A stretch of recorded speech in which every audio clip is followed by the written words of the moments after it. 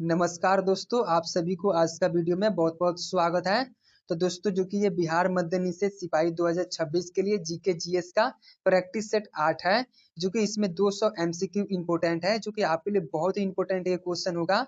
तो दोस्तों, आपका फर्स्ट नंबर क्वेश्चन है, वेद यत्री के अंतर्गत किन तीन वेदों को शामिल किया जाता है?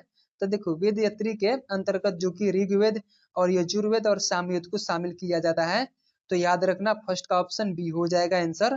सबसे प्राचीन वेद कौन सा है? तो ऋग्वेद है। तंत्र मंत्र और जादू टोने वाला वेद जो कि कौन सा है? तो अथर्ववेद है। और भारतीय संगीत का जनक किस वेद को कहते हैं? तो याद रखना, सामवेद को कहते हैं। तो फर्स्ट का आंसर आपको याद रखना है, ऑप्शन बी सही आंसर हो जाएगा। 2 नंबर क्वेश्चन है, हड़प्पा सभ्यता के किस स्थल से जुते हुए खेत के साक्ष्य मिले हैं? तो दो का आंसर आपको याद रखना है, ऑप्शन बी हो जाएगा। देखो, जुते हुए खेत का साक्ष्य कहाँ से मिला है? तो ये कालीबंगा से मिला है। कालीबंगा किस राज्य में स्थित है? याद रखना है, राजस्थान, जो कि घग्गर नदी के किनारे स्थित है। और हड़प्पा सभ्यता का सबसे बड़ा बंदरगाह जो कि लोथल है। और नर्तकी की कांस्य मूर्ति कहाँ से मिली है? तो याद रखना, ये जो कि मोहनजोदड़ो से मिली है। तो दो का आंसर आपको याद रखना है, ऑप्शन बी सही आंसर हो जाएगा। 3 नंबर क्वेश्चन है, सिंधु घाटी सभ्यता की खोज 1921 में किसके द्वारा की गई थी? तो याद रखना है, दयाराम साहनी जी के द्वारा की गई थी। और मोहनजोदड़ो की खोज किसने की थी? तो याद रखना, राखलदास बनर्जी ने, जो कि 1922 में किए थे। हड़प्पा किस नदी के किनारे स्थित है? तो रावी नदी के किनारे। और सिंधु सभ्यता का मुख्य व्यवसाय क्या था? तो याद रखना है, मुख्य व्यवसाय कृषि और व्यवसाय था। तो 3 का आंसर ऑप्शन बी सही आंसर हो जाएगा। 4 नंबर क्वेश्चन है, सबसे प्राचीन पुराण किसे माना जाता है? तो 4 का आंसर हो जाएगा, ऑप्शन सी हो जाएगा। देखो, सबसे प्राचीन पुराण जो कि मत्स्य पुराण को माना जाता है। और पुराणों की कुल संख्या कितनी है? तो 18 है। और मौर्य वंश की जानकारी किस पुराण से मिलती है? तो याद रखना, विष्णु पुराण से मिलता है। और गुप्त वंश की जानकारी किस पुराण से मिलती है? तो ये जो कि वायु पुराण से मिलती है। तो याद रखना है, 4 का आंसर आपका ऑप्शन सी सही आंसर हो जाएगा। 5 नंबर क्वेश्चन है, जीवाश्म और पुरातात्विक अवशेषों की आयु ज्ञात करने के लिए किस विधि का प्रयोग किया जाता है? तो 5 का आंसर आपका ऑप्शन बी हो जाएगा, कार्बन डेटिंग का जो कि प्रयोग किया जाता है। और देखो, पृथ्वी और पुरानी चट्टानों की आयु कैसे ज्ञात करते हैं? तो जो कि ये यूरेनियम डेटिंग से करते हैं। पेड़ पौधे की आयु कैसे ज्ञात करते हैं? तो वार्षिक वलय से करते गिनकर करते हैं। और कार्बन 14 की खोज किसने की थी? तो याद रखना, विलियर्ड लिब्बी ने किए थे। तो 5 का आंसर आपका ऑप्शन बी सही आंसर हो जाएगा। 6 नंबर क्वेश्चन है, ऋग्वेद में कुल कितने मंडल है? तो आपको याद रखना है, ऋग्वेद में जो कि कुल 10 मंडल है। और ऋग्वेद में कुल कितने सूक्त हैं? तो जो कि 1028 सूक्त है। और गायत्री मंत्र का उल्लेख किस मंडल में है? तो याद रखना, तीसरे मंडल में है। सोम देवता को समर्पित मंडल कौन सा है? तो ये जो कि 9वां मंडल है। तो आपको याद रखना है, 10-6 का ऑप्शन आपका ऑप्शन बी सही आंसर हो जाएगा। 7 नंबर क्वेश्चन है, भारत में रेगुलेटिंग एक्ट किस वर्ष पारित किया गया था? तो याद रखना है, 1773 में पारित किया गया था रेगुलेटिंग एक्ट। कलकत्ता में सुप्रीम कोर्ट की स्थापना किस एक्ट के तहत हुई? तो ये भी याद रखना है, रेगुलेटिंग एक्ट 1773 के तहत। बंगाल के पहले गवर्नर जनरल कौन बने? तो याद रखना, वारेन हेस्टिंग बने थे। और पीटर्स इंडिया एक्ट कब पारित हुआ था? तो ये 1784 में पारित हुआ था। तो 7 का आंसर आपका ऑप्शन ए सही आंसर हो जाएगा। 8 नंबर क्वेश्चन है, संविधान सभा के प्रथम अस्थायी अध्यक्ष कौन चुने गए थे? तो देखो, अस्थायी अध्यक्ष जो कि सच्चिदानंद सिंह चुने गए थे। तो आपको याद रखना है, 8 का ऑप्शन सी हो जाएगा। संविधान सभा के अस्थायी अध्यक्ष तो कौन चुने गए थे? तो डॉक्टर राजेंद्र प्रसाद, जो कि 11 दिसंबर 1946 को चुने गए थे। और संविधान सभा के संवैधानिक सलाहकार कौन थे? तो याद रखना है, VN राव थे। और प्रारूप समिति के अध्यक्ष कौन थे? तो डॉक्टर भीमराव अंबेडकर थे। तो 8 का आंसर आपको याद रखना है, ऑप्शन सी सही आंसर हो जाएगा। 9 नंबर क्वेश्चन है, भारतीय संविधान सभा का गठन किस योजना के तहत किया गया था? तो 9 का आंसर आपको याद रखना है, कैबिनेट मिशन योजना के तहत भारतीय संविधान सभा का गठन किया गया था।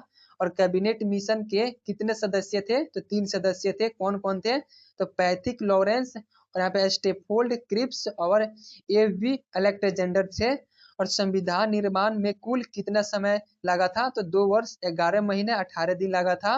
और भारत का विभाजन किस योजना के तहत हुआ, तो याद रखना है माउंटबेटन योजना के तहत। तो 9 का आंसर आपको ऑप्शन बी सही आंसर हो जाएगा। 10 नंबर क्वेश्चन है, उद्देश्य प्रस्ताव संविधान सभा में किसने पेश किया था?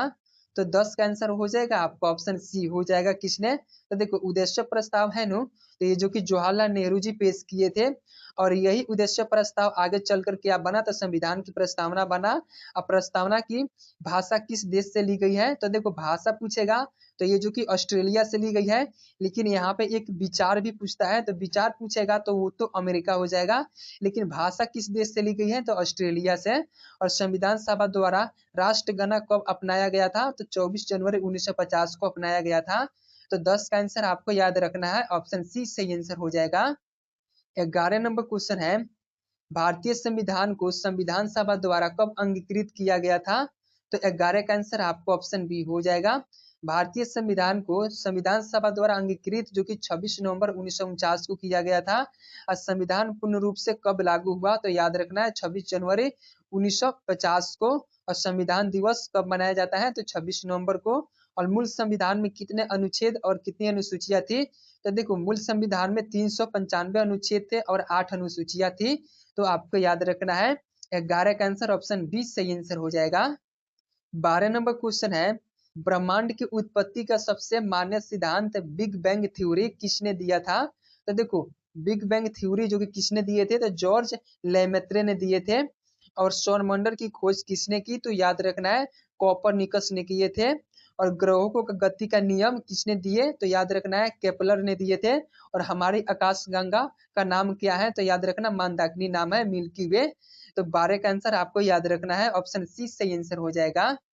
13 नंबर क्वेश्चन है, सूर्य का सबसे निकटतम तारा कौन सा है? तो याद रखना सूर्य का सबसे निकटतम तारा जो कि प्रोक्सिमा सेंचुरी है।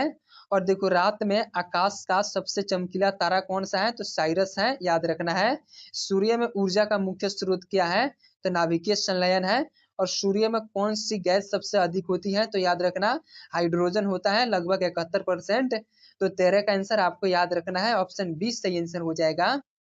14 नंबर क्वेश्चन है, भोर का तारा और सांझ का तारा किस ग्रह को कहते हैं? तो जो कि ये शुक्र ग्रह को कहते हैं। पृथ्वी की जुड़वा बहन किससे कहते हैं? तो याद रखना शुक्र ग्रह को कहता है। सौर मंडल का सबसे गर्म ग्रह कौन सा है? तो शुक्र ग्रह है। और किन दो ग्रहों के कोई उपग्रह नहीं है? तो याद रखना बुध और शुक्र ग्रह के कोई भी उपग्रह नहीं है। तो 14 का आंसर आपको याद रखना है, ऑप्शन बी सही आंसर हो जाएगा। 15 नंबर क्वेश्चन है, क्षुद्र ग्रह किन दो ग्रहों की कक्षाओं के बीच पाए जाते हैं? तो 15 का आंसर हो जाएगा आपका ऑप्शन बी हो जाएगा। क्षुद्र ग्रह जो है नो, तो ये जो कि मंगल और बृहस्पति ग्रहों के कक्षाओं के बीच पाए जाते हैं। तो याद रखना 15 का आंसर ऑप्शन बी हो जाएगा। और देखो सौर मंडल का सबसे बड़ा ग्रह कौन सा है? तो बृहस्पति ग्रह है। और सबसे अधिक उपग्रहों वाला ग्रह कौन सा है वर्तमान में? तो शनि ग्रह है। और लाल ग्रह किसे कहते हैं? तो याद रखना मंगल ग्रह को कहते हैं।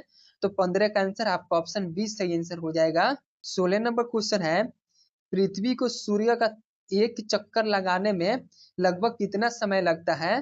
तो देखो पृथ्वी को सूर्य का एक चक्कर लगाने में लगभग 365 दिन 6 घंटे लगते हैं। पृथ्वी अपनी धुरी पर कितने झुकी हुई है? तो याद रखना 23.5 डिग्री झुकी हुई है। दिन और रात किस गति के कारण होते हैं? तो घूर्णन गति के कारण होते हैं। और ऋतु परिवर्तन किस गति के कारण होता है? तो ये जो कि परिक्रमण गति के कारण होता है। तो 16 का आंसर आपको ऑप्शन ए सही आंसर हो जाएगा।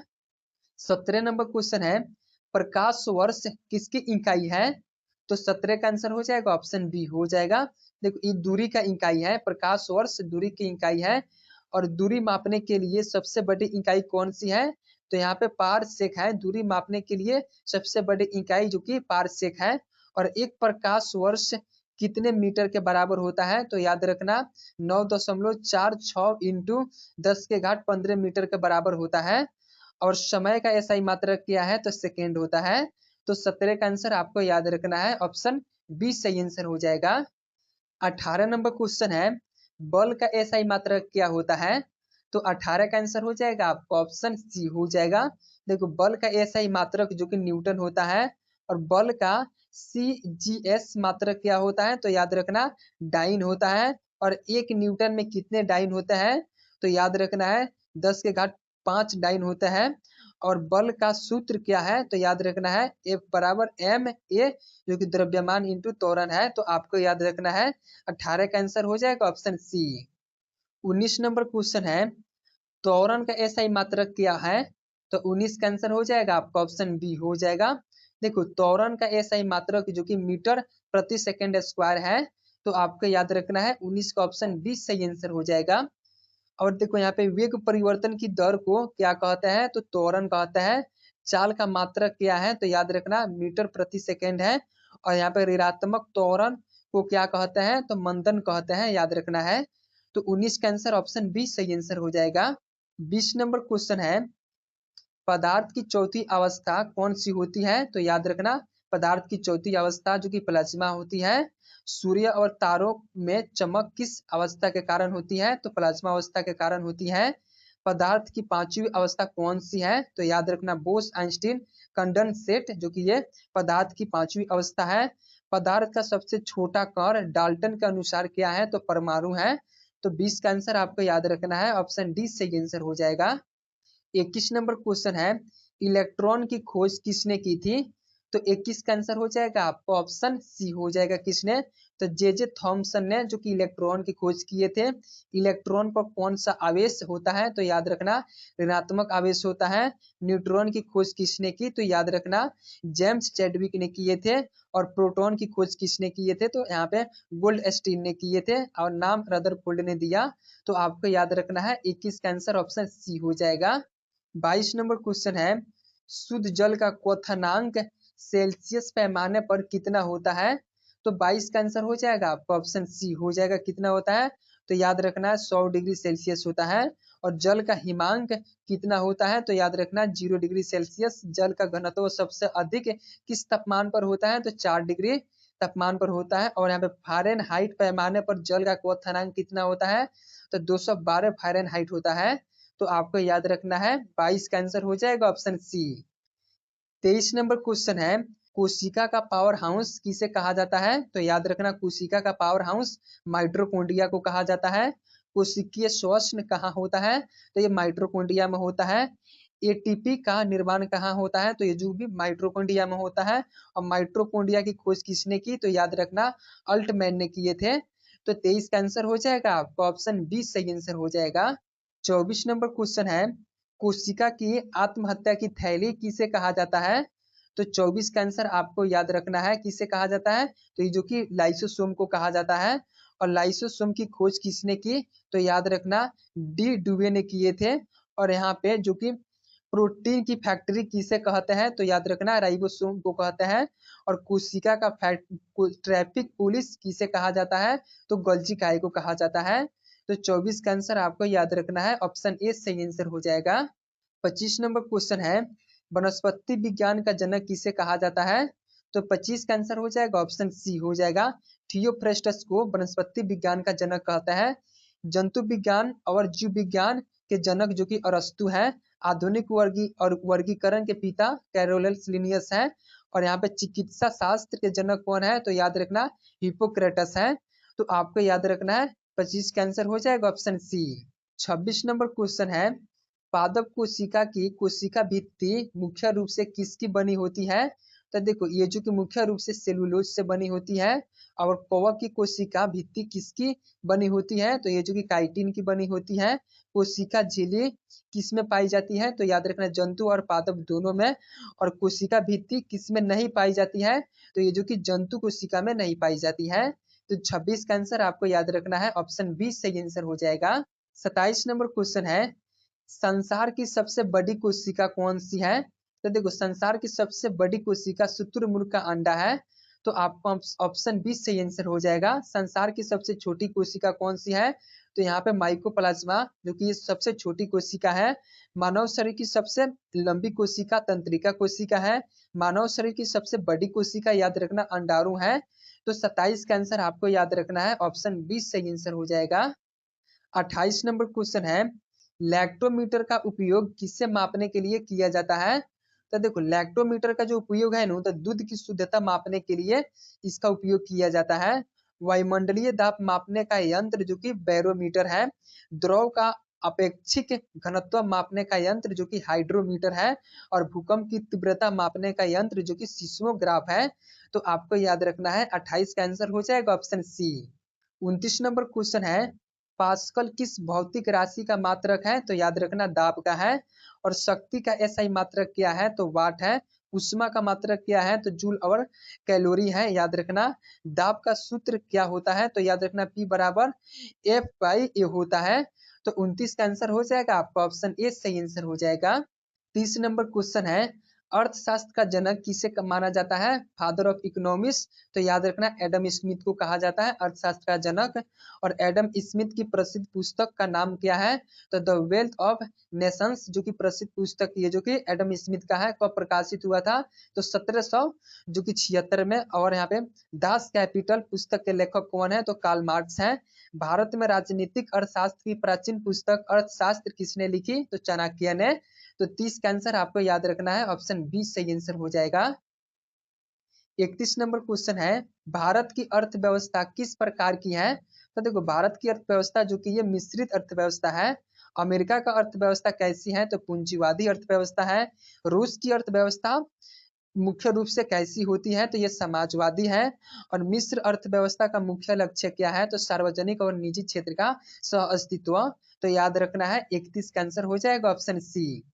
32 नंबर क्वेश्चन है, प्राथमिक क्षेत्र का संबंध मुख्य रूप से किससे है? तो देखो प्राथमिक क्षेत्र का संबंध जो कि कृषि एवं पशुपालन से, ऑप्शन बी हो जाएगा। द्वितीय क्षेत्र में क्या आता है? द्वितीय क्षेत्र में याद रखना उद्योग विनिर्माण कारखाना आता है। तृतीय क्षेत्र को क्या कहा जाता है? तो याद रखना सेवा क्षेत्र कहा जाता है, जिसमें सर्विस बैंकिंग आता है। अब भारतीय जीडीपी में वर्तमान में सर्वाधिक योगदान किस क्षेत्र का है? तो याद रखना है तृतीय क्षेत्र का है, यानी सेवा क्षेत्र का योगदान सबसे अधिक जीडीपी में है। तो 32 का आंसर आपका ऑप्शन 20 सही आंसर हो जाएगा। 33 नंबर क्वेश्चन है, अर्थशास्त्र में जीडीपी का पूर्ण रूप क्या है? तो यानी कि फुल फॉर्म क्या होता है? तो देखो ग्रॉस डोमेस्टिक प्रोडक्ट होता है जीडीपी का फुल फॉर्म। यहाँ पे जीएनपी का पूर्ण रूप क्या है? तो याद रखना ग्रॉस नेशनल प्रोडक्ट हो जाएगा। एनडीपी का फुल फॉर्म क्या हो जाएगा? तो नेट डोमेस्टिक प्रोडक्ट हो जाएगा। राष्ट्रीय आय किसे कहा जाता है? तो याद रखना एनएनपी एट फैक्टर कॉस्ट, यानी कि साधारण लागत पर शुद्ध राष्ट्रीय उत्पाद को क्या कहते हैं? तो राष्ट्रीय आय कहते हैं। तो 33 का आंसर आपका ऑप्शन ए सही आंसर हो जाएगा। 34 नंबर क्वेश्चन है, भारत में राष्ट्रीय आय का आकलन सबसे पहले किसने किया था? तो याद रखना दादा भाई नौरोजी ने किए थे। दादा भाई नौरोजी ने अपनी किस पुस्तक में आय का जिक्र किया है?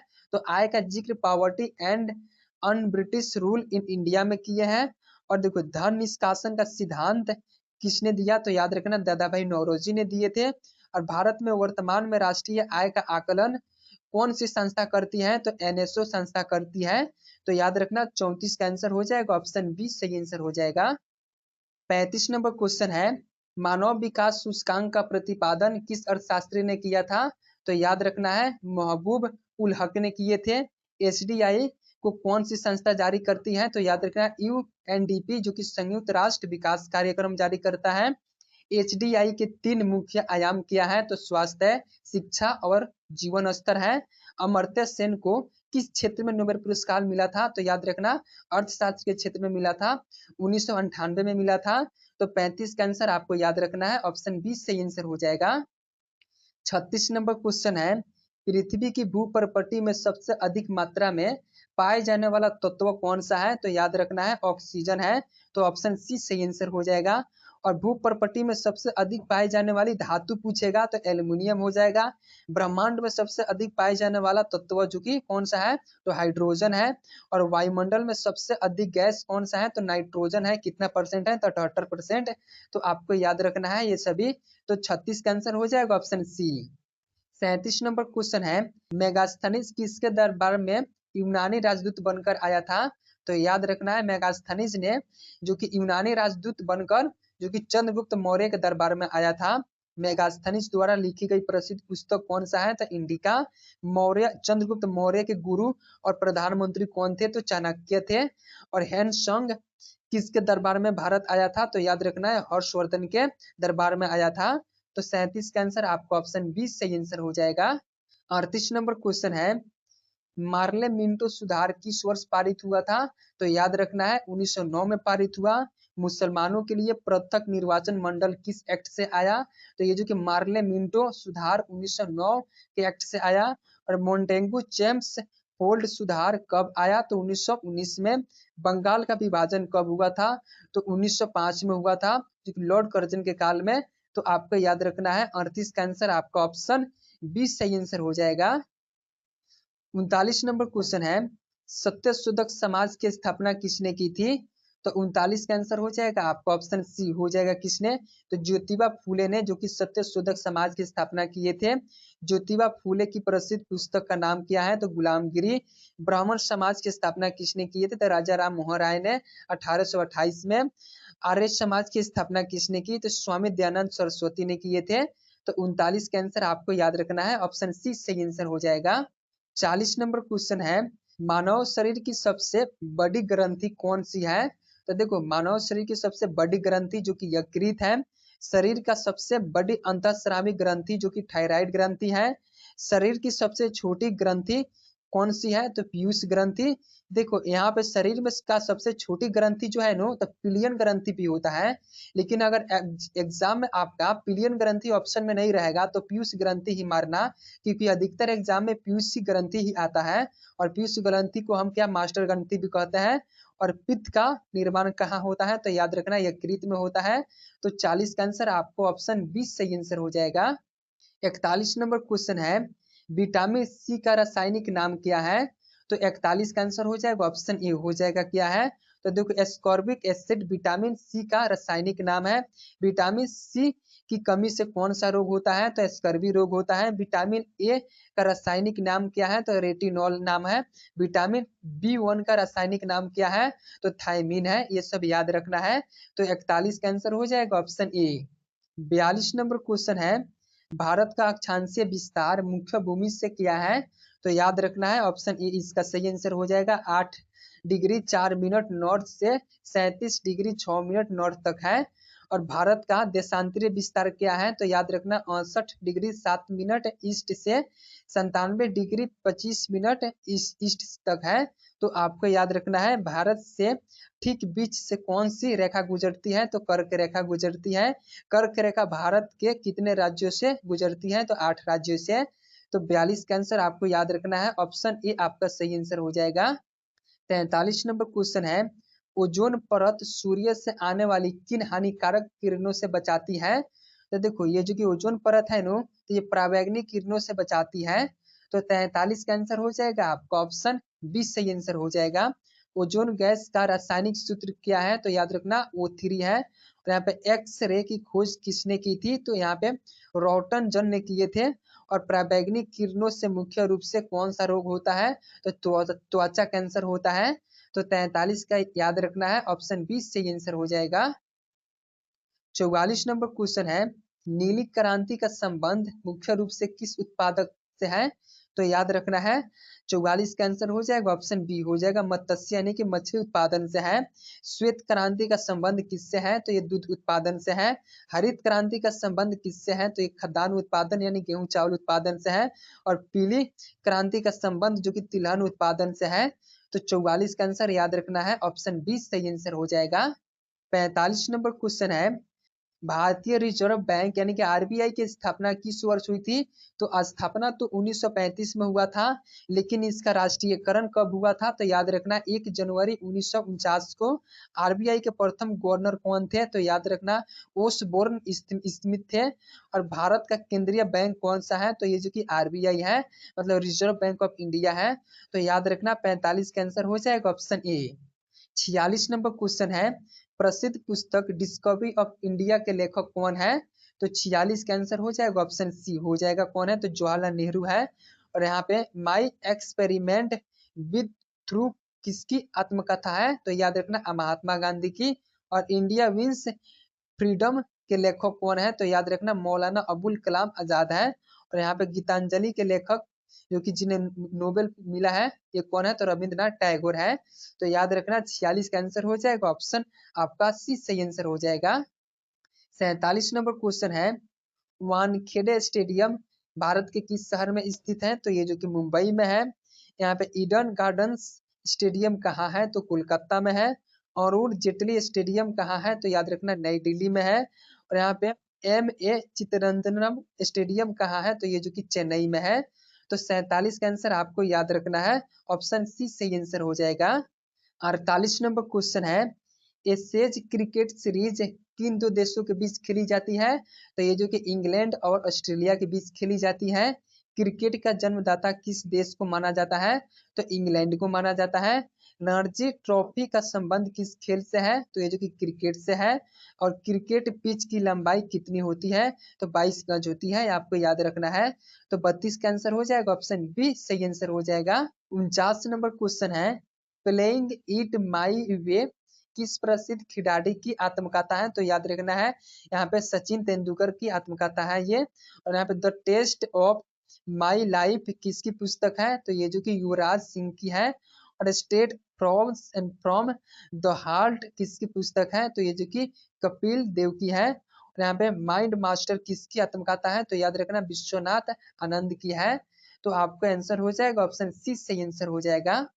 50 नंबर क्वेश्चन है, रंगस्वामी कप का संबंध किस खेल से है, तो दोस्तों इस क्वेश्चन का आंसर आप लोगों को कमेंट बॉक्स में बताना है। 50 का आंसर दोस्तों मैं ये बता देता हूँ, भारत का राष्ट्रीय खेल कौन सा माना जाता है, तो हॉकी है। और यहाँ पे संतोष ट्रॉफी का संबंध किस खेल से है, तो फुटबॉल से है। यहाँ पे थॉमस कप का संबंध किस खेल से है, तो याद रखना बैडमिंटन खेल से है। तो ये 50 का आंसर आप लोगों को कमेंट बॉक्स में बताना है। तो दोस्तों अगर वीडियो अच्छी लगी हो तो प्लीज लाइक एंड सब्सक्राइब करना ना भूलिए। ओके गाइस, फिर मिलते हैं नेक्स्ट सेट में। बाय।